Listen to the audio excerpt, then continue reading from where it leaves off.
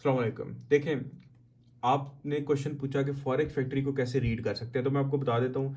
देखिए, ज़्यादातर न्यूज़ेस जो हैं अप्रॉक्सीमेटली 90% न्यूज़ कह लें, अगर उनकी प्रीवियस से फॉरकास्ट पॉजिटिव की हो तो करेंसी के लिए वो पॉजिटिव न्यूज़ है ऑटोमेटिकली। जैसे कि ये देखें, जीडीपी की रिपोर्ट है कैनेडियन डॉलर की। प्रीवियस क्या था? 5। रिपोर्ट क्या है? फॉरकास्ट क्या है? फॉरकास्ट लिखी होती है, ये ऊपर लिखा होता है फॉरकास्ट, यानी प्रोबेबिलिटी है। उन्होंने हमें एक फॉरकास्ट दे दी है कि एक्सपर्ट्स की एक फॉरकास्ट है कि इतनी बढ़ सकती है या कम हो सकती है। अब जीडीपी की अगर न्यूज़ जो है ना पिछले से ज़्यादा है, यानी 5 के बजाय इस बार डाटा वो 7 दिखा रहे हो कि पिछले महीने था, प्रीवियस मतलब होता है पिछले महीने, फॉरकास्ट होती है कि अगले महीने क्या, इस महीने क्या आ सकता है, एक्चुअल होता है कि जब डाटा आता है तो फिर ही पता चलता है। तो अगर प्रीवियस 5 है, इस महीने वो कह रहे हैं कि 7 आएगा, तो करेंसी के लिए अच्छी चीज़ है। लेकिन उन्होंने देखें, प्रीवियस का 5 है, इस महीने वो कह रहे थे 3 है, डाटा जब आया 2 आया, तो ये करेंसी के लिए एक नेगेटिव चीज़ है। ठीक है।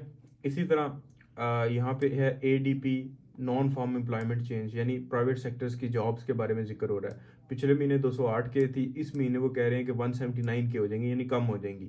तो अगर जॉब्स या एम्प्लॉयमेंट कम होती है, अनएम्प्लॉयमेंट बढ़ती है, तो अब एम्प्लॉयमेंट कम होगी तो करेंसी के लिए नेगेटिव पॉइंट है। लेकिन अगर ये बढ़ेगी, पॉजिटिव में जाएगी, यानी पिछले महीने 208 के थी, इस महीने 250 के आ जाएगी, तो ये करेंसी के लिए स्ट्रॉन्ग न्यूज़ है। तो इस तरह पढ़ते हैं। हाँ, कुछ न्यूज़ हैं जो कि इसके ऑपोजिट है, वो ज़्यादातर हैं अनएम्प्लॉयमेंट रेट से रिलेटेड। ये जो अनएम्प्लॉयमेंट